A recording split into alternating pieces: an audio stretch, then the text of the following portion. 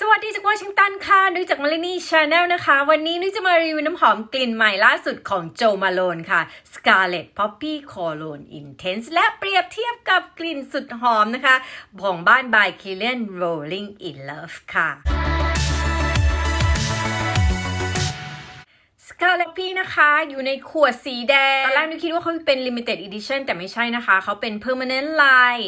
ก็ค่อยๆหาลองก่อนตัดสินใจได้นะคะหรือฟังรีวิวนุ้ยให้จบก่อนนะจ๊ะอยู่ใน Cologne Intense ค่ะก็จะเข้มข้นกว่าลายธรรมดานะคะและราคาก็แพงกว่าด้วย100 ml เนี่ยจะอยู่ที่195 เหรียญค่ะรู้สึก50 ml จะ135 เหรียญนะคะโน้ตของเขานะคะถ้าตามเว็บไซต์โจมาโลนเนี่ยจะมีแค่ตัว Amber Scarlet แล้วก็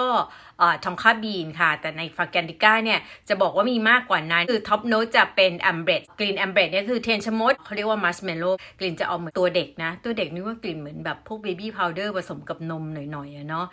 สะอาดแล้วมีความเป็นฟรุตตี้เบาๆนะจ๊ะ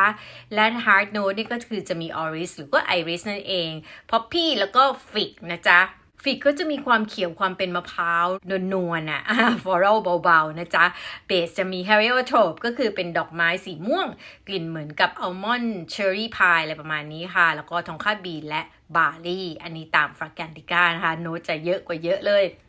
โหเปิดมานี่คือตั้งแต่หนูยังไม่ได้ดูโน้ตในดูครั้งแรกหนูยังงงว่าเฮ้ยคือมันมีความรู้สึกทันทีว่ามันมีมากกว่าตัวแอมเบรดเพราะมันจะมีความมันๆถั่วๆนวลๆเนี่ยความถั่วชัดมากในตอนเปิดนะคะแล้วก็ออกแนวแป้งๆสะอาดๆฟลอรัลเบาๆฟลอรัลแบบสะอาดนะคะเน้นไปทางถั่วมากกว่าทีนี้เดี๋ยวฝั่งนี้นะนุ้ยจะฉีดตัว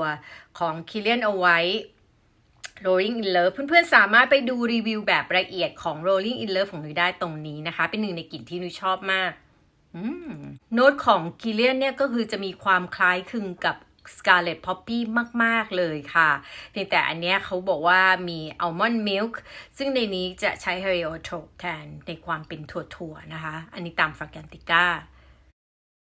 กลิ่นด้านนี้เขาจะมีความเข้มข้นมากกว่านิดหน่อยนะคะในช่วงเปิดแต่ว่าคล้ายกันมากคืออันนี้ถั่วอาจจะชัดกว่าหน่อยถั่วอัลมอนด์ไอริสขึ้นมาเบาๆอันนี้เวลาดมแล้วจะนึกถึงถั่วแป้ง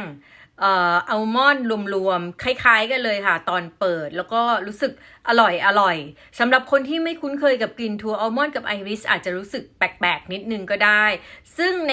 ของคีเลนเนี่ยรู้สึกอร่อยมากกว่านิดนึงถ้าเพื่อนๆชอบคลิปนี้นะคะอย่าลืมกดไลค์กด subscribe และกดแชร์นะคะที่สำคัญอย่าลืมกดกระดิ่งแจ้งเตือนนะคะจะได้ไม่พลาดคลิปหน้านี้จะมาแชร์กับเพื่อนๆค่ะว่าทำยังไงให้ดูหน้าเด็กนะคะลดอายุได้ถึงเกือบ10 ปีเลยค่ะด้วยวิธีง่ายๆค่ะการใช้น้ำหอมแล้วก็การดูแลผิว3 ทริคที่นุ้ยจะมาแชร์กับเพื่อนๆค่ะ Scarlet and Poppy นะคะเมื่อเทียบกับ Poppy and Barley นี่กลิ่นเหมือนกันไหม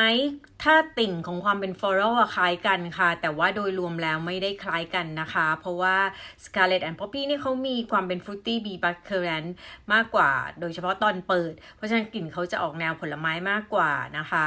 และตอนสุดท้ายอันนี้เขามีข้าวบารี่มันจะออกแป้งแห้งๆนะคะในความรู้สึกนุ้ยส่วนนี้ออกแนววานิลาทองค่ามากกว่าค่ะตอนนี้ผ่านมา15 นาทีนะคือมันตอนแรกเนี่ยกลิ่นค่อนข้างชัดนะไบรท์ออกมาตอนนี้กลิ่นแบบดรอปลงมาอย่างรวดเร็วแบบนวลวานิลา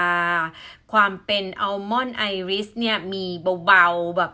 เหมือนเป็นอยู่ข้างหลังอะค่ะคือถ้าไม่สังเกตอาจจะไม่รู้สึกแค่รู้สึกมันเป็นกลิ่นแป้งวานิลาทองค่าที่หอมหวานเบาๆสะอาดวันนี้ให้สามีนุ้ยลองทั้งโจมาโลนทั้งอันนี้คือเขาไม่ชอบทั้งคู่เลยอะนะอันนี้ก็แล้วแต่ว่าเราแคร์คนรอบข้างแค่ไหนนะคะ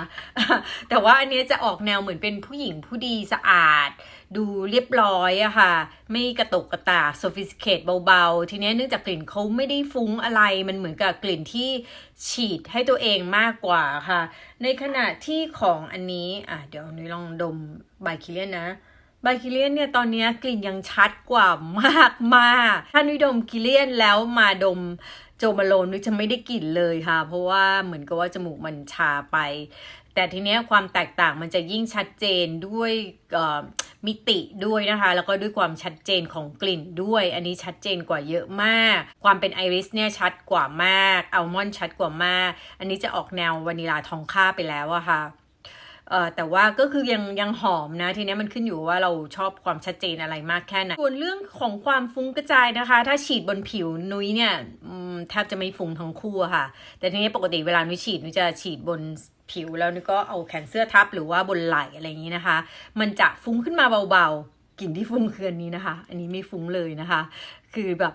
นุ้ยว่าไม่มีเลยมั้งอันเนี้ยยังฟุ้งอยู่เบาๆให้นุ้ยได้กลิ่นอยู่บ้างนะคะทั้งสองกลิ่นเนี่ยก็คือสุภาพ sophisticated ทั้งคู่ที่ไทยนะคะby Kilian เพื่อนๆสามารถซื้อได้ที่ร้าน Atelier de Prestige นะคะก็ติดต่อเข้าไปทาง IG หรืออะไรอย่างนี้ก็ได้นะคะเพื่อสอบถามราคานะคะสำหรับขวดเต็มนุ้ยคิดว่าขวด travel size อย่างนี้เขาไม่แน่ใจว่ามีไหมนะส่วนของโจมาโลนง่ายๆคือซื้อที่ jomalone.co.th ขวดไซส์100 ml แบบนี้นะคะจะอยู่ที่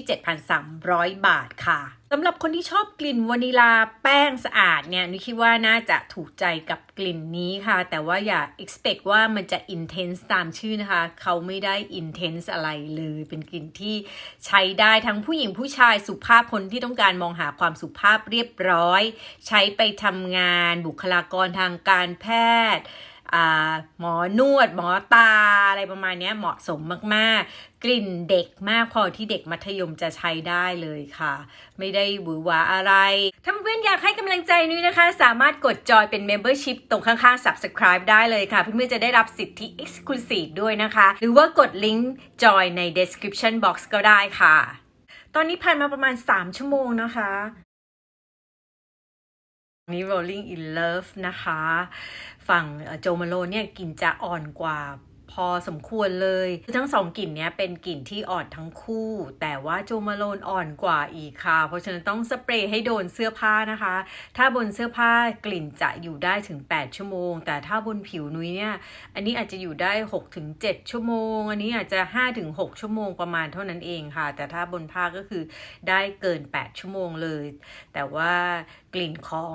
คิลเลนเนี่ยก็ยังชัดเจนกว่ามากเลยและกลิ่นสุดท้ายของทั้งสองอันเนี้ยไม่เหมือนกันนะเพราะว่าโจมาโลนจะกลิ่นออกโทนวานิลาทองค่าค่ะฟลอโรเบาๆแบบพาวเดอรี่เป็นวานิลาที่อ่อนโยนที่ไม่อุ่นมากค่ะไม่ทึบค่อนข้างสะอาดเลยนะคะอาจจะมีหินของความเป็นอัลมอนด์อะไรเงี้ยเบาๆในขณะที่คิลเลนแม้ว่ากลิ่นสุดท้ายเขาจะเบา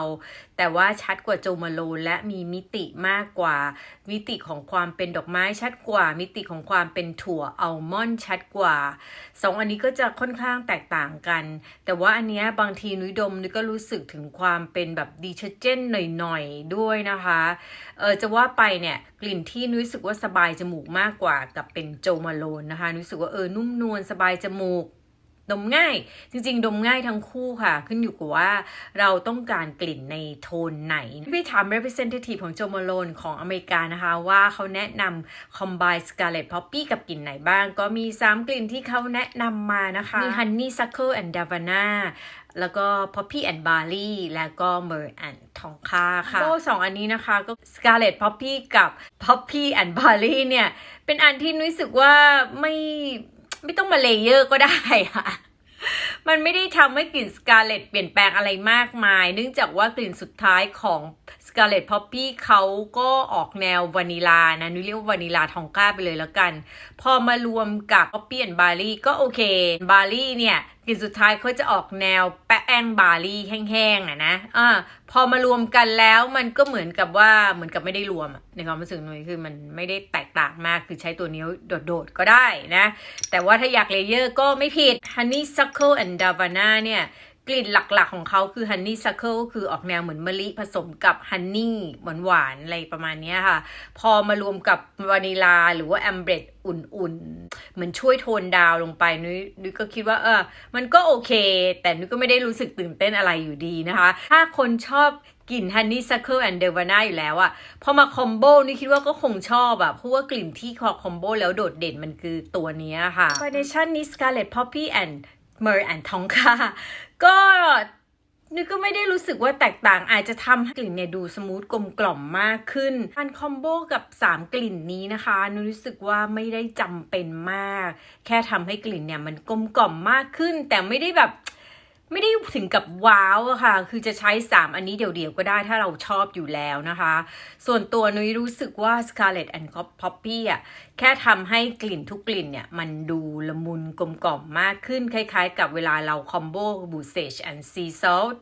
แต่ว่า Boussage and Sea Salt อะมันจะเหมือนกับไม่ได้เปลี่ยนแปลงกลิ่นหลักเท่าไหร่และแต่ว่าทำให้กลิ่นนั้นนะมันอูมาเมะอัปเกรดกลิ่นนั้นให้เลเวลดีขึ้นไปอีกอะค่ะโดยที่ไม่ได้ทำให้กลิ่นหลักเปลี่ยนแปลงมากมายนะคะใครมีกลิ่นที่อยากจะทำให้ดูอบอุ่นมากขึ้นเนี้ยนี่ก็แนะนำว่าน่าจะลองใช้ Scarlet Poppy Layer ดูน่าจะทำให้กลิ่นดูอบอุ่นนวลละมุนมากขึ้นค่ะเทียบกันระหว่าง2ตัวนี้นะคะอันเนี้ย195เหรียญ100 ml Rolling in Love 50 ml จะอยู่ที่240เหรียญค่ะส่วนราคารีฟิลของ50 ml จะเป็น195เหรียญแต่อันนี้เป็น EDP นะคะถ้าให้นุ้ยเลือกโดยที่แบบ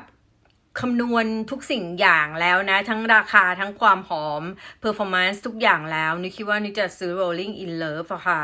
แต่ว่าทั้งนี้ทั้งนั้นนุ้ยอยากให้เพื่อนๆไปลองนะคะว่าชอบกลิ่นในโทนไหนมากกว่ากันเพราะว่าโดย overall แล้วความเหมือนของเขาอยู่ในช่วงแรกเท่านั้นเองนะคะช่วงหลังก็จริงๆก็ไม่ได้ถึงกับเหมือนกันนะจ๊ะขอบคุณเพื่อนๆที่รับชมค่ะ